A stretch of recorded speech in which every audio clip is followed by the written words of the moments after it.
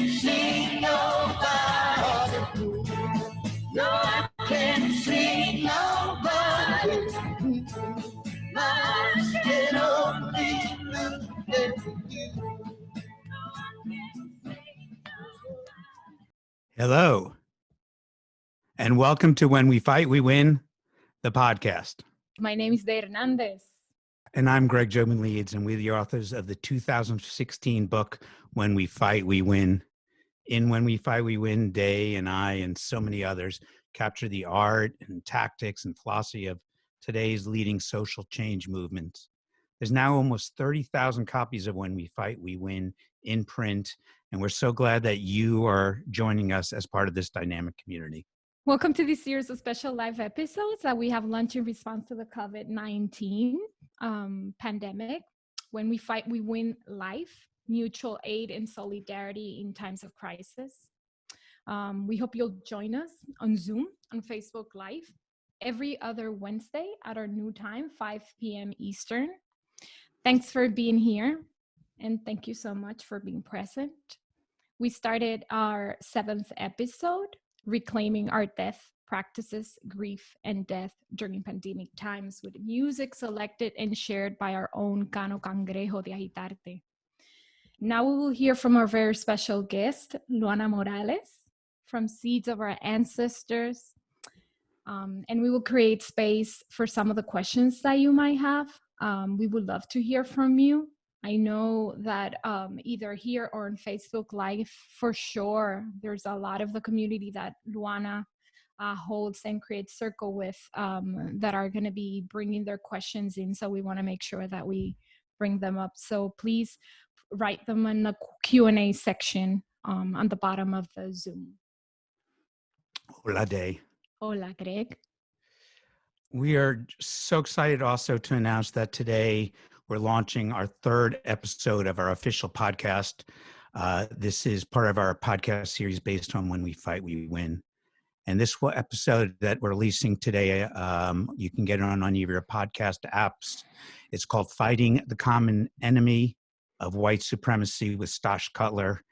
And it's a mind-blowing episode about anti-Semitism, about white supremacy, and about the roles that we each can play at this moment in history to stand in solidarity. Every other week, we'll be releasing an episode of the recorded podcasts. And on the alternating weeks, we're going to be having these live shows. And the next episode that we'll release after this is about Puerto Rico's fight to save public education. So you can visit our website, whenwefightwewin.com, or you can, wherever you get podcasts. Awesome. Today in this live webcast, we're excited to speak with Luana Morales from Seeds of Our Ancestor.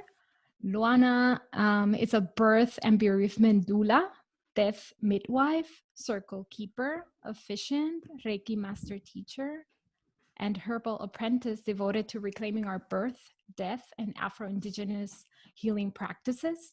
She creates containers that support reflection, experimentation, healing, learning, collaboration, and joy for our individual and collective liberation, be it through individual sessions, group facilitation, workshops, or retreats. In 2017, Luana co-founded Seeds of Our Ancestors, a mobile, interdisciplinary, intergenerational, and multi-lineage healing squad. During this crisis, anxiety, deep sorrow, and grief have become the norm. It has felt extremely difficult to mourn. Families and friends cannot gather together to support each other. Funerals have been limited to a few, postponed, or canceled indefinitely. And the ways in which we would normally honor our loved ones who have transitioned had almost become impossible. Every time we switch on the news, we see the lives of people turn into numbers on the screen. This numbness towards death can be detrimental. It actually is detrimental to our overall mental health. And we're grateful for having Luana here today. and having this conversation as she guides us towards a holistic reframing of death and grieving during this time of crisis. And we really want to start this session by taking a deep breath together and really show the appreciation for having Luana as our guest today. Bienvenida, Luana. We are so blessed to be here with you today. We've, as Luana knows, but for our audience, we've organized all our interviews into 3 chapters: the pain, the fight, and the win. And the way we've worked it so far is that I take the first chapter, Day takes the second chapter, and then we share the third chapter. Chapter 1, the pain.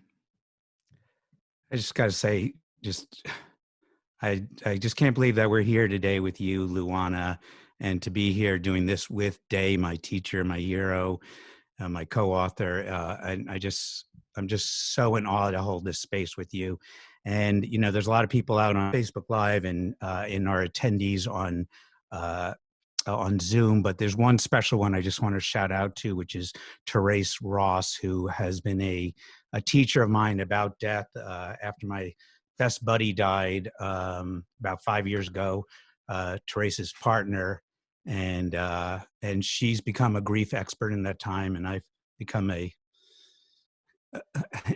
student during this time. And so I just want to shout out to all of our audience, but especially Therese for being with us. And want to also remind our audience that you can ask questions in the Q&A.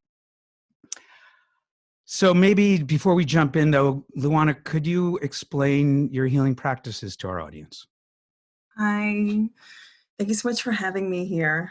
I feel like before I even start talking, I wanted to just invite us to take a breath, burning some cedar and some sage and a little bit of tabanuco. I'm just thinking about what it feels like to talk about this and the preparation and even the beautiful words that they shared. So wanted to offer and lift up the smoke to those who have left us, those whose numbers are people, those whose statistics have left emptiness in someone's heart. So, and yesterday being the day of missing and murdered Indigenous women, wanted to lift that up as well. Thank you. So, yeah, so my work, I have the privilege of meeting people at crossroads, whether on their journey in, on their transition out, on the crossroads of their life, of loss, of expansion, of change. So through energy healing work, as a birth and bereavement doula, as a death midwife, energy healer, and an officiant, like they beautifully said. So I really get to be in people's most intimate moments, both like in its celebratory aspects, or in those moments of what they call the dark night of the soul, right? When we're questioning everything. So I get to guide folks, like I said, either through energy healing, through ritual, through holding space in community, through ceremony. So whatever the occasion calls for, right? Thank you. Yeah. Yeah, we recognize the pain here today and acknowledge that death and grieving is on a deeply personal level and very local, but it's also now at a national and international scale. And but before this pandemic, how were you working with people on reclaiming death? It's yeah. Yeah. So as a death midwife, I was trained through Earth Traditions with this wonderful woman named Angie Buchanan, Reverend Angie Buchanan, beautiful person. And, I have been able to like go through the process of being with folks and also with myself around like remembering that we can be intimate with death, that it is not something to fear, that that it is something that it's okay to touch tentatively at first, but it could also be just as loving and just as sacred as the ways that we touch our babies when they come home. So part in that reclamation practices, you know, there was once upon a time where, and there are some traditions that still hold this, right? So like the bathing, the oiling, the being with, the not rushing through, the not passing it off, right? The, you know, the supporting folks through having a home funeral, which, you know, once upon a time was really normal. A lot of folks still do it today, but oftentimes it is labeled as like the thing that poor people do who can't afford it. Although, you know, kind of with the shift now with like the death positive movement, folks, you know, have, you know, who have land are able to bury family members on their own land. And, you know, and some of those things come with privilege. But then there is this other thing where we can actually choose the container and have our hands on the container that is going to hold the body of our beloved, you know, who's leaving us. That it doesn't have to be rushed. This process doesn't have to be rushed. And because those parts we've given away once up, you know, and then sometimes we forget or we're not aware that we could actually take some of those things back, right? So people can die at home. People can die in the hospital and have a home wake, right? So there's all of these options that we have accessible and available to us that aren't weird, that aren't morbid, that it's actually like, it's normal and it's okay. Yeah. Thank you. Thank you. You know, I'm most familiar with Jewish practices around death, and you know, when both my parents died, you know, we were able to be at the cemetery, and you know, I was able to stand there with my children and my brothers and my sisters, and you know, shovel the dirt on, and you know, I remember saying to my kids when we were there, he said, you know, and if you're really lucky, 70 years from now, this will be you surrounded by family, you know, as dirt is tossed on. And then the Jewish tradition is that for the next week afterwards, you have what are called shivas, where you go into the home and you have a ceremony each day. But now we can't do that, right? We can't all stand by together, whether it's on your own land or wherever, or memorial services or shivas. So how has this changed now in your practice since COVID-19? I mean, we can't be together, which is like the first hardest thing. In our illness, or for folks who are ill, are by themselves, and not by themselves, right? Because you know, there's professionals who are lovingly tending as much as they can under these circumstances. But the things that we would do, like feed and, you know, wipe someone's face with a face cloth and put ice chips in their mouth and rub their feet and just talk to them and cry next to them and make sure that they're being tended to. Like right now, so both the person who's like on their healing journey or their dying journey is by themselves, and those who want to care for them can't be there, and even can't be with each other as community. So we're really relying on technology in order to do something that we wouldn't use words with, that we would comfort each other with. So you know, so the interruption of that process, and also the interruption of our rituals, right? So you described a really beautiful ritual as part of your culture. And folks can't do that anymore. My grandmother lost her brother and had to do everything by herself. and had to bury him. She was the only person allowed. Had to do the exchange of paperwork in the parking lot because she wasn't allowed inside the building. There weren't, and the people who are doing this work are so loving and are in as much pain and not being able to be there with and for people the way that they're used to. But there is like in this effort to keep us alive and to keep us safe, we're creating this other like, I would even call it like dissonance. It's like a crater, because it's like insert this physical distance and insert crater of grief and all of the things that are out of our control right now. So thank you so much. Because I mean, I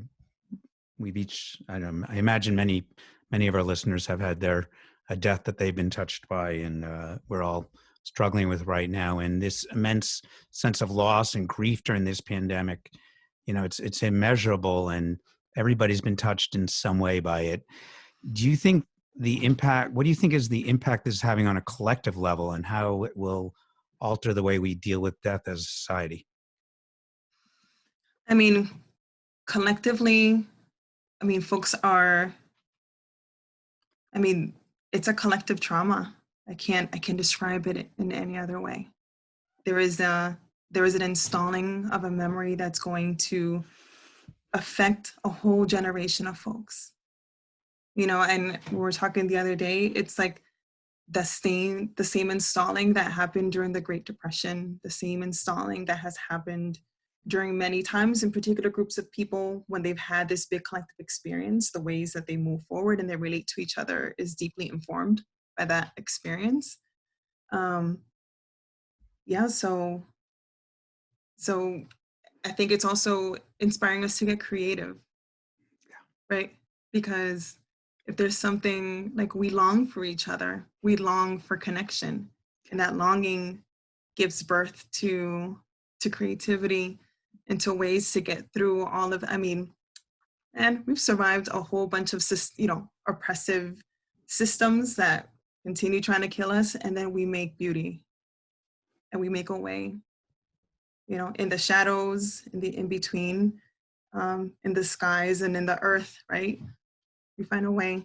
And I think that's been one of the things that has been beautiful, that has been born out of this, because we're finding ways of connecting, we're finding ways of being creative to get through this. Yeah, including this call right now. If it wasn't for the pandemic, we wouldn't be here with you right now. We launched this, I think the first week into the us being all in self-isolation, and so lots of creativity. So I wanted to take a second to turn to like the grievers who are in our midst, and we talked a little bit about this earlier, but when my dear friend who I mentioned earlier died, when he was sick about almost 5.5 years ago, he and his partner Therese sent around this. They had this blog, but they talked about drawing a circle around Damon, who was sick. And then they said, draw another circle around that. And then there was Therese and her kids, and then draw another circle around that. And then me with the brothers and sisters, and then another circle around that. And then I was in that circle, right? The best friends. I was like 3 circles out, 4 circles out. And then, and then there were circles out. And then there was the idea is that you were allowed to complain within your own circle or a circle out, but you can't complain in. And I found that just so clarifying. And then also that became a metaphor for me about my work in solidarity too, working with people who are dealing with much greater oppressions than anything I've ever known. And whether it's men being supportive of women or citizens with immigrants, or whites with people of color. And so I was wondering if you could talk a little bit about that, because I know you've posted about this circle, and you were the first person I'd ever heard talk about these circles. Thank you. Yeah, so the kvetching circle theory is, it's that where the person who is the center. So this could be the dying person. This could be kind of like the next person in line. So let's say like the spouse or the children, right, of someone who's lost someone.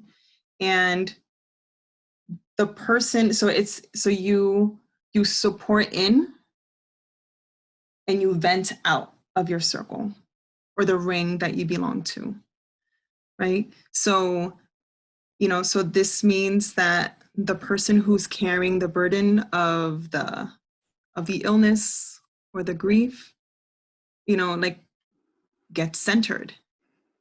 And it really, I think, is a wonderful tool, because before you say something, it invites you to check yourself. Where do I land? Where do I land in my proximity to this person and to this situation, right? Because being really clear around where you land, I wouldn't say ensures, but there is a less of a likelihood that you will cause harm by the ways that you show up, right? Because I think in different ways, both in our grief, I mean, like you said, this theory could be used in many different ways. So like for birth, right? So it's like, don't be that person. And actually for death too, don't be that person who shows up at the home of someone who just had a baby to sit on the sofa and like expect to be hosted. No, you're in the outer circle. So you go in there with food. Again, for a grieving person, you go in there with an offering, with a, how can I help? You're not going to tell them about how exhausted you are. That is the wrong person to talk to about this, right? You're not going to talk to this person about how this death reminds you of your death. This is not the time. And not to say that this is never, that there will never be a time for that conversation with this person, for you to share this the shared experience, but it is not the time. So the ways that you're going to show up are going to be listening to, and I think a lot of times folks, when it comes to grief, are so anxious either to do the right thing or to do something. And what I want to encourage folks to do is, it's okay to be quiet, and it's okay to not know what to say. And it's okay to say, I don't know what to say, but I hear your pain and I want to be here for you. And it's okay to say, how can I help? And for the person to be like, I don't know what would be helpful right now, and to sit in silence, right? But it's your loving presence, it's your open heart that's going to, right? So let's say you're having this experience with someone who's experienced this loss, and you're like, oh, I don't know what to do. I feel really crappy. I'm triggered. I'm remembering my own loss. So this is when you go to someone outside on an outside ring and say, hey, I saw so-and-so and I feel really sad. Is it okay? Can I talk to you about this, right? So that ripples out, right? So where, depending on your closeness, you might want to help, but you don't have that intimacy, right? So we also don't want to insert ourselves to play a role and to have a particular type of access that the relationship doesn't support, right? So this is when you pick up some dinner. This is when you send a gift certificate for takeout. This is when you drop, a deposit in their Venmo account, right? If you feel like compelled to want to do something or to be supportive. So those are kind of like different examples of what it means to, be the person at the center. Check the intimacy of your relationship and place yourself in the different circles or the different rings and act accordingly. Thank you so much. Yeah, I don't know. Something about your breath just gets me to breathe, and it's your voice is just so, and your practice, and just it's like, oh yeah, I could just send a gift certificate. I can just the concrete ideas are so beautiful. So now in this era of COVID-19, I'm just wondering about how your role as birth and bereavement doula, how it plays out, how you're dealing with the isolation, the physical distancing, and how it's changing the way we're all having to operate, and And if you think some of these adaptations will help your work in a positive way, so it becomes more accessible moving into the future. Yeah. I mean, my work is close, is intimate. It's full of hugs. It's full of tears. It's full of like, bearing witness to all of these beautiful things. And I mean, I just had a doula mama who, we were WhatsApping, as she was going through her process, and we were like in communication that way. Because again, it's like, it's not, it's really like my role right now is to, in partnership with whoever I'm working with and for, to discern or figure out what would be helpful based on what their needs are, not on my need to feel helpful. So I'm gonna say that again, everybody. For me and for all of us, this urge to be of service, this thing that you want to do for others, are you doing this for you to feel helpful and useful? Or is this what this person needs right now? Is this what the situation calls for? So, I mean, like, I was down to just be like on video, like the whole time, like rooting for her, if that's what it required or what she needed. But, because, okay, doulas, or in the hospitals right now in Boston, they're only allowing one support person. So even as a doula, like, I'm not allowed, if the birthing person has a, like, let's say their significant other, like that's it. So, so it's definitely changed the way that we're able to access each other. But I think one thing that's been really beautiful, let's say, like, even around end of life, so for non-COVID related deaths, and let's say there's someone who's like elderly, who might be in a nursing home, who might be at the end of their life, and your family has the space, the resources, the capacity to bring them home, you can actually have like a really beautiful home death. And with your family that, that you're quarantining together and all of these things, this is an option that that I've been able to like kind of talk people through. So there's a lot of love packages, so there's like porch drop-offs or porch pickups of like herbal support and teas and tinctures to, that are nourishing to our nervous system, that are nourishing to our hearts, that help us sleep, right? So a lot of my work has been, I feel like, packages of love in, in the form of a video message, a voicemail. Here's a bag of herbs.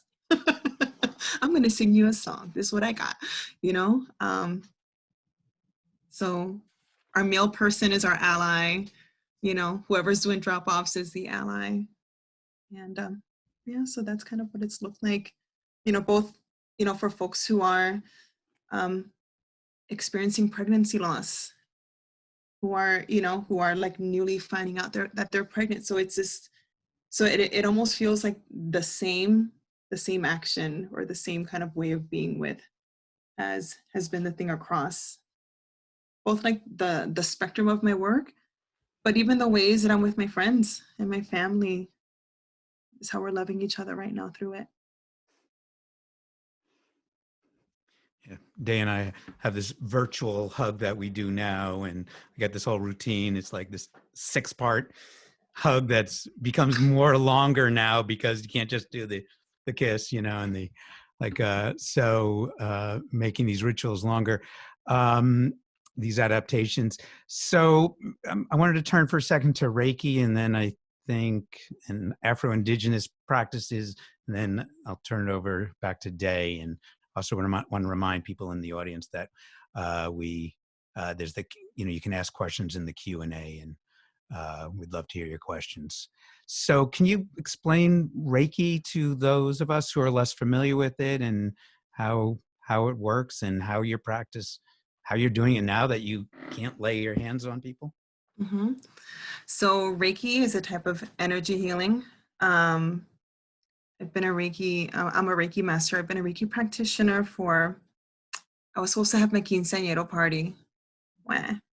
To be continued, y'all. And it is a particular frequency of energy. So Rei means universally guided ki, life force, right, in Japanese.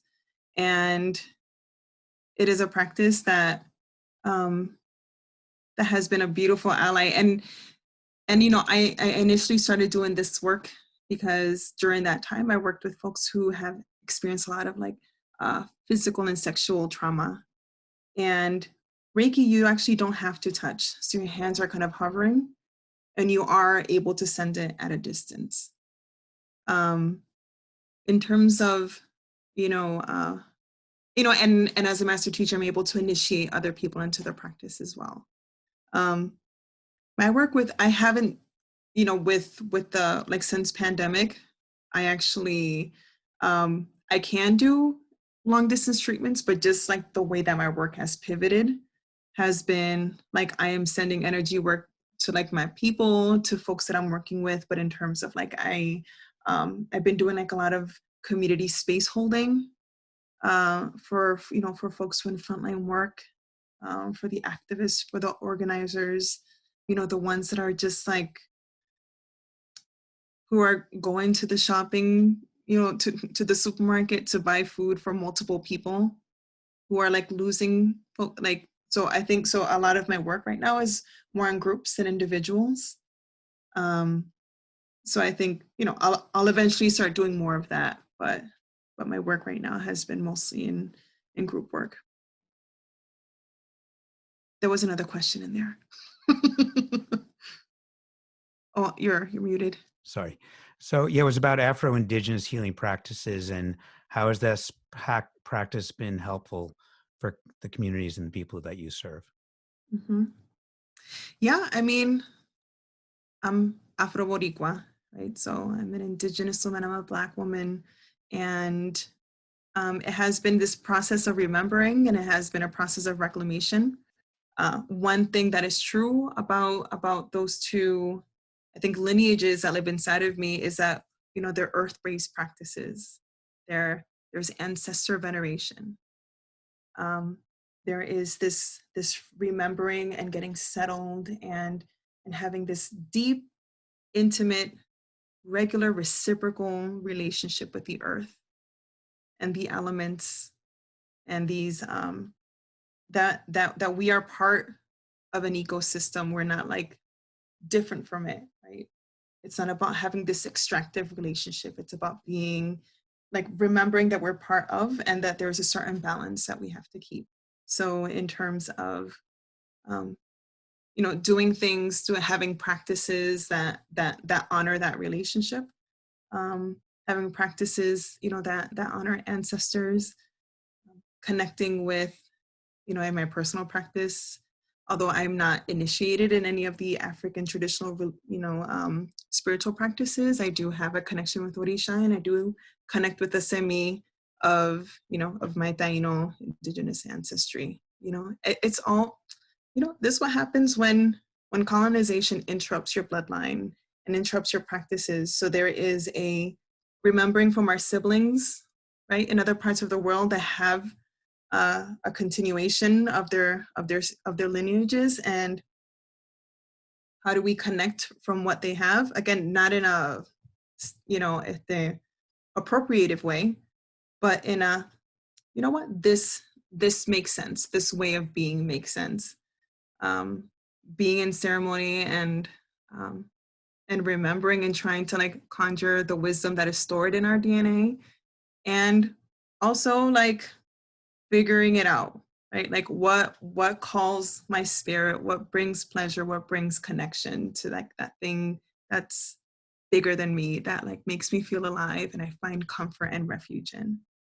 Thank you. Thank you, Dana. While you were sharing, I was thinking that actually I didn't have the chance to see my grandmother or to be with her before her transitioning, and I've noticed that that a lot of anxiety is creeping in these days because I'm like with that fear of actually having another losing in a family, not being able to be there, be with the family members. And so for those of us struggling at home, grieving in isolation, what are some of the recommendations on how to process grieving and death during this time? And how can we move also from self-care to a collective care praxis? And I'm saying this like kind of like in a dance, because there's some people who actually do the work in collective, but do not prioritize as well self-care. But yes. Mhm. I'm like, ¿por dónde lo agarro?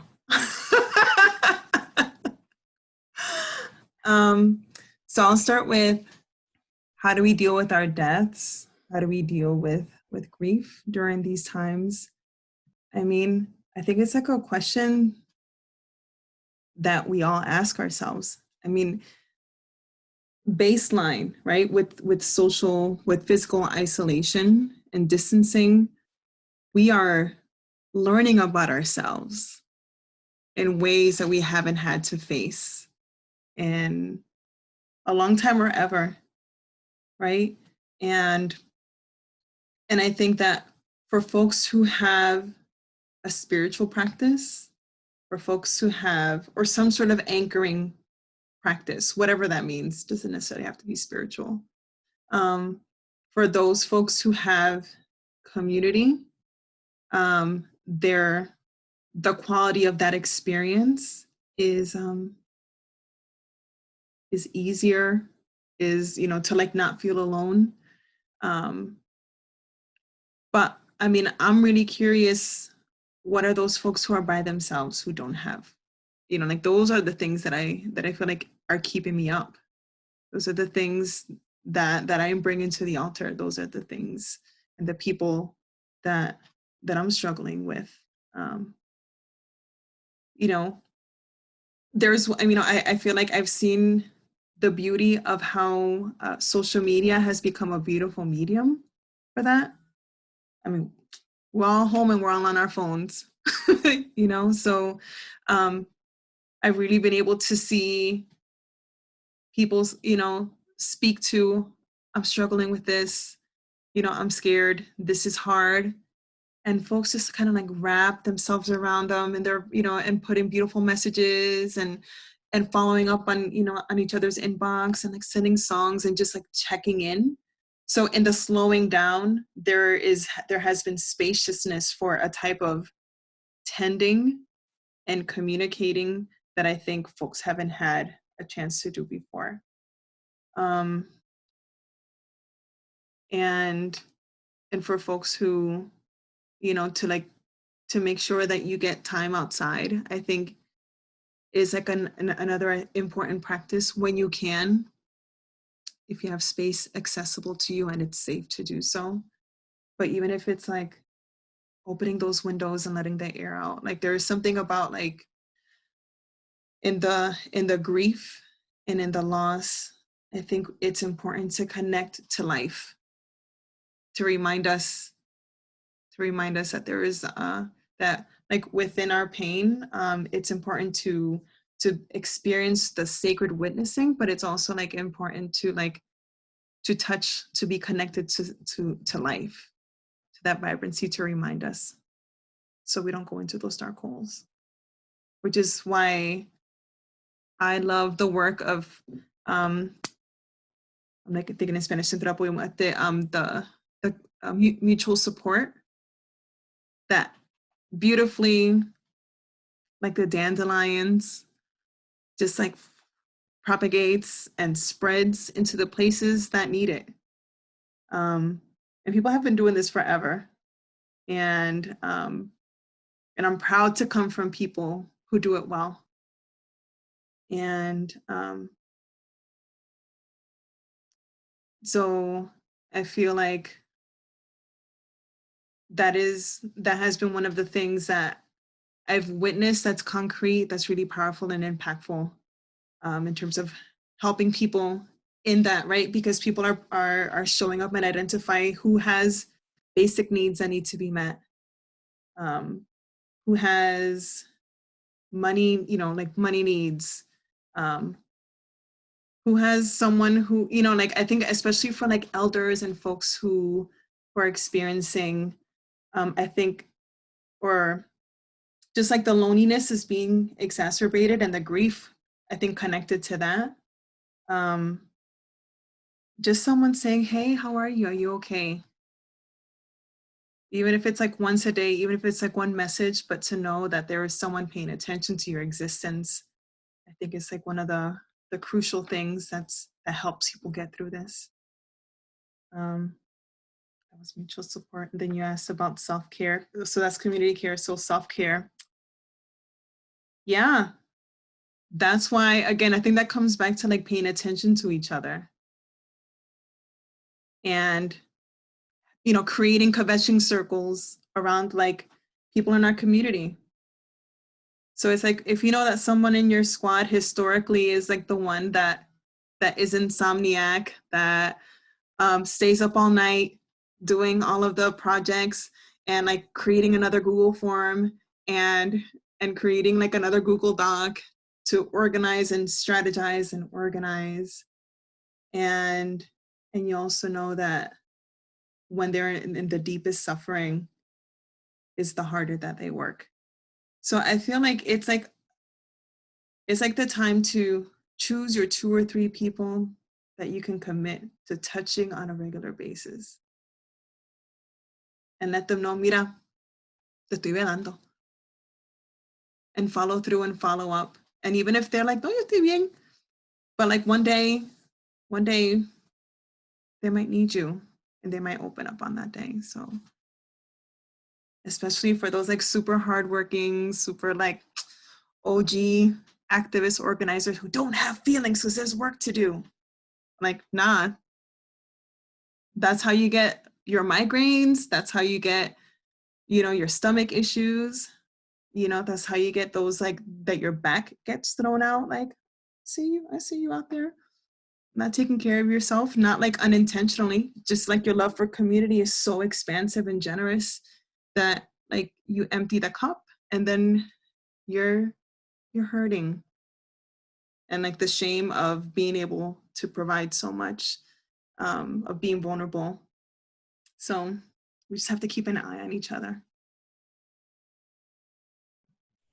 Beautiful. Thank you, Luana. I want to make sure that we have time for the Q&A. So I'm looking at time, I'm looking at awesome questions, but I know that you have probably better questions. So I'm just going to jump and I want you to share to bring us to the vision of your most recent project, Spirit of the Earth, Carry Me Home. Oh, you want me to start crying? This Yes. is the part that you're going to, Yes. Okay, got it. Yes, we're going to cry together too and celebrate. Yes. So this project is, 2 years ago, actually, let me back it up and I'll do it in bullet points. 4 years ago, Day and I went on a retreat. So I've been a death midwife for about 4 years now, I guess. And there was like this vision around connecting and being with our dead in more intimate ways, reclaiming our ancestral practices. Fast forward, 2 years ago, I was a luminary with the Isabella Stewart Gardner Museum.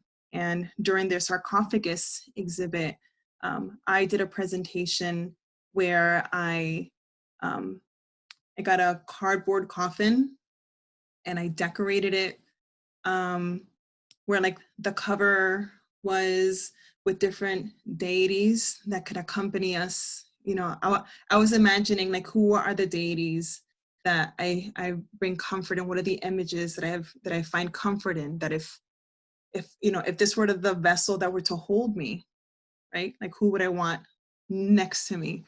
And there are cowrie shells and shells from Puerto Rico, and there's peacock feathers, and it's like gold paint, and because that's what I wanted to do. And on one side, I decoupaged images of people whose deaths are historically invisibilized and the types of deaths that are historically invisibilized on either side. And inside, deaths of like babies and small children, right? Like these deaths that are so hurtful and so painful that no one wants to talk about them. So we're just gonna so I wanted to kind of bring forth that.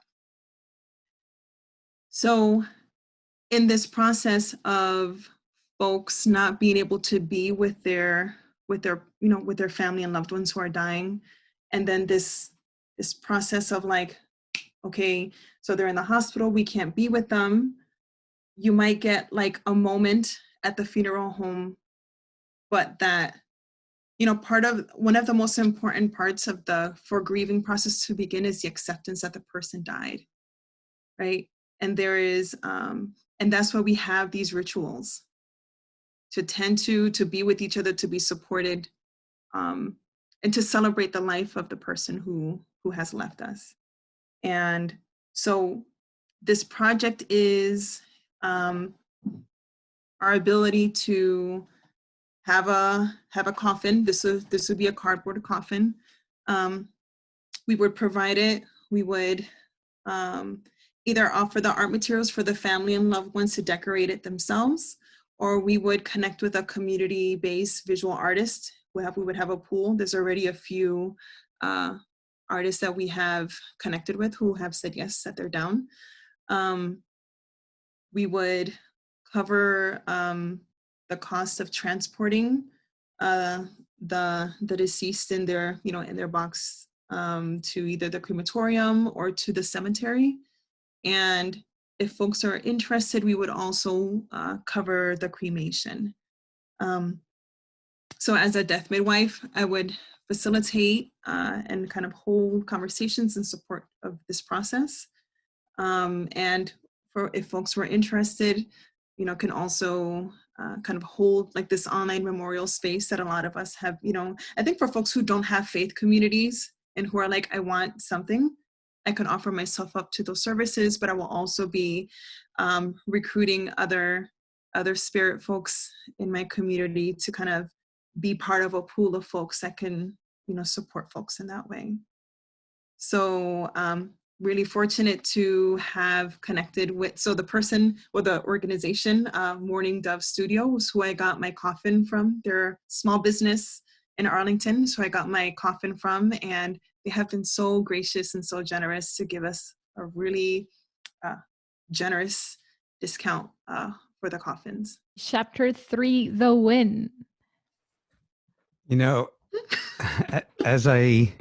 As I look at the questions we have, I think you've answered almost all of our questions from the win section already. And yeah, so shall we bring the questions from the audience, please? Yeah, I think yeah, maybe sure, and then we can end with your postcard question, I suppose, at the end, since that's such a beautiful one that they always ask. So here, I'll ask one from the audience. This is from a Facebook one, so it's not on our Q&A here. This is from Maria Salgado Cartagena, and she asks, can someone truly be part of of collective care if they don't practice self-care?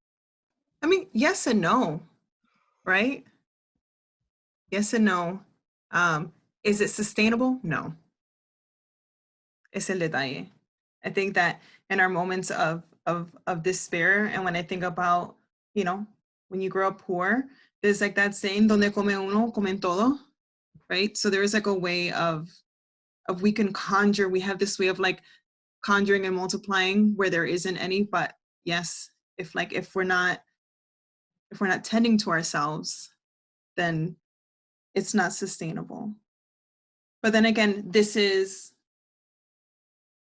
we're not like bringing in the analysis of like, well, these systems that we're living in, and depending on what body you're born in and how you move in this world, there are a lot of things that are stacked against us being able to do things like take care of ourselves in these ways, but we show up anyway. So I hope that that we all can get free and get healthy and get joyful.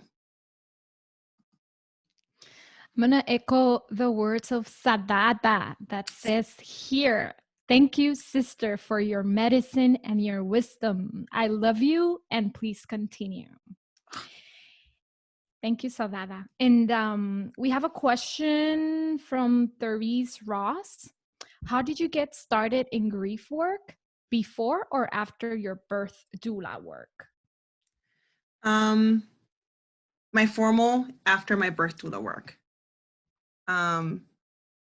But I feel like it began in a very concrete way when my father died, and tending to him in his dying process. And he was like my first teacher of what it means to experience beauty and the sacred in the dying process. Where in his life, he did so much and I didn't get to experience and luxuriate with him and next to him, because he wouldn't sit still. But in his illness and in his dying process and just being at the hospital with him, I got to notice the freckles on his nose and like how his ears had grown since the last, you know what I'm saying? So there was like a sacredness, and that was like the first teacher, or that told me that I'm like, if I could survive this and experience this love that I didn't know, then I could do this with others, and I want to do this with others.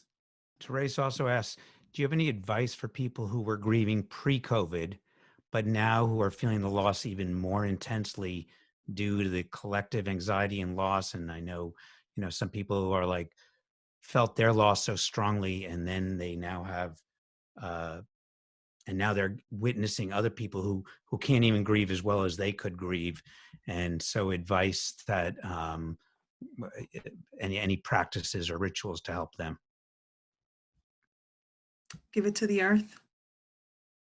Give it to Mother Earth. Give it to nature. Blow it into flower petals, like all of those words, all of those prayers, all of that sadness, and give it to the ocean. Lay belly to belly with the earth. Find a spot, there was this practice that I did at Soul Fire Farm one year. We found a spot in the forest and we dug a hole and we screamed our pain into it. And we offered it up as a sacred offering. Not as like this thing, so like we can't be with each other in the ways that we're used to, but Mother Nature and that infinite love is accessible to us always. So, so I would say give it to the earth, give it to the waters, and sometimes just like in our showers, we're so privileged for those of us who live here that we have access to running water. And what would it look like to just, to make ritual out of your shower cry?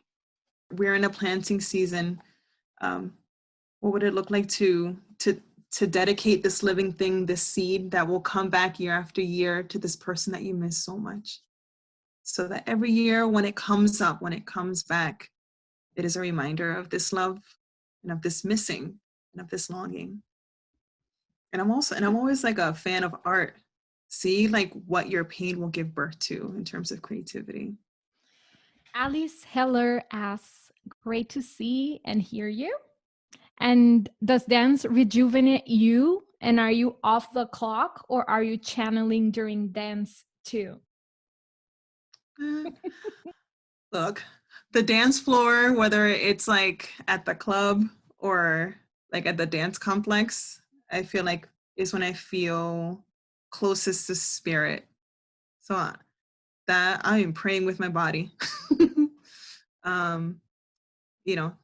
Dance was absolutely an ally. I would like when my dad was sick, I would see him and go cry and dance, in Jean Apollon's class. Highly recommend it. That's good medicine. When they open back up, they have things online. But there is there is something that happens when we like work it through our body, for sure. Work into your yoga practice, like all of these practices that move energy, you know, and just breathing, breathe through it. Like we have everything that we need, and seek out community, one person at a time.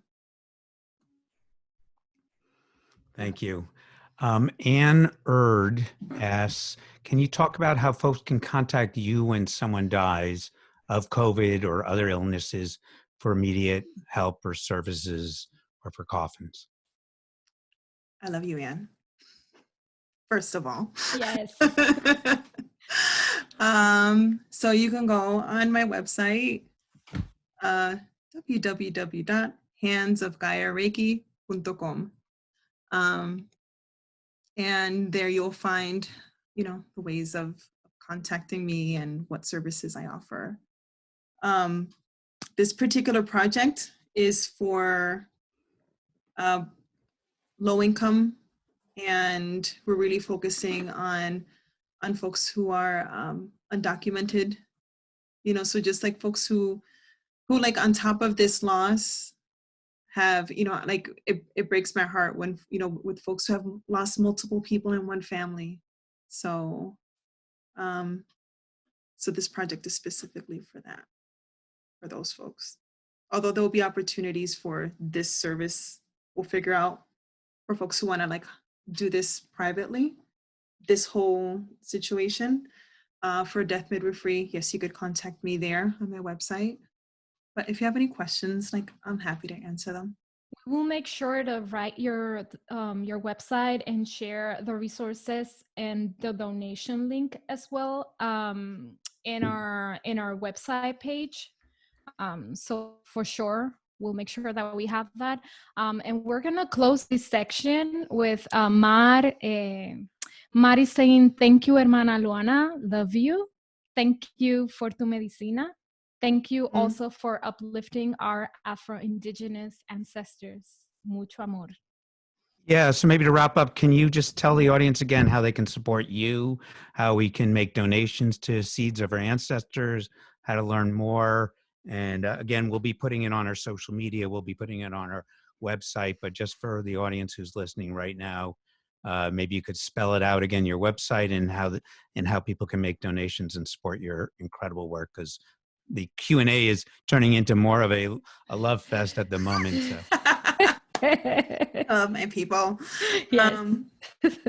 Yes. So on my website, on my Death Midwife Services page, there is a drop down for the project. One Square World has been a beautiful support. There are fiscal sponsors, so all of the donations are tax deductible. And there's like an easy donate button there on the page. And for regular work, so Hands of Gaia Reiki, HANDSOFGAIAREIKI.com.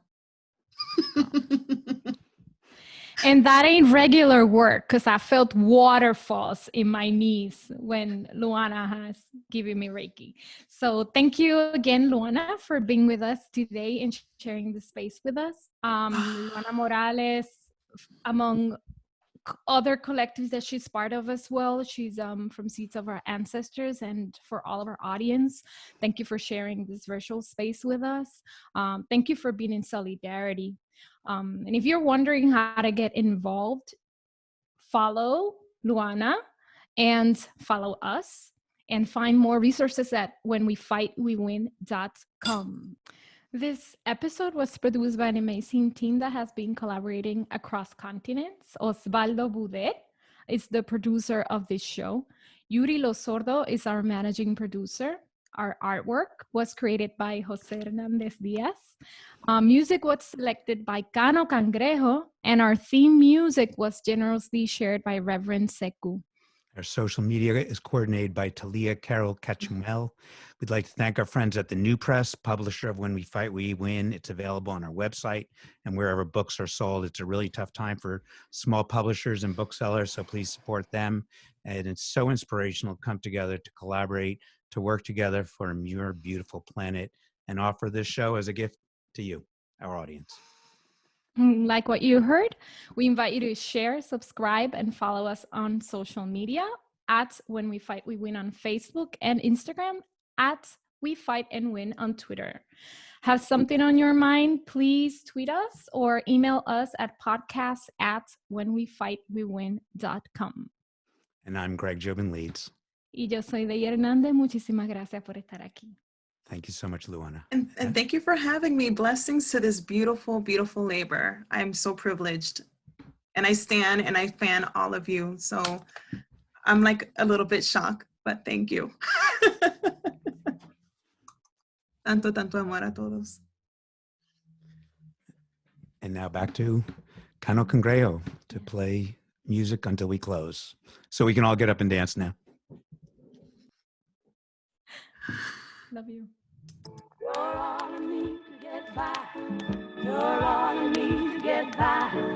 You're all I need. You're all I need to get by. You're all I need to get by.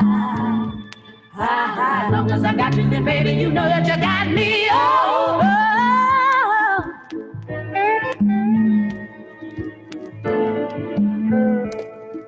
I got our love and some R-E-S-P-C-T. Oh, oh.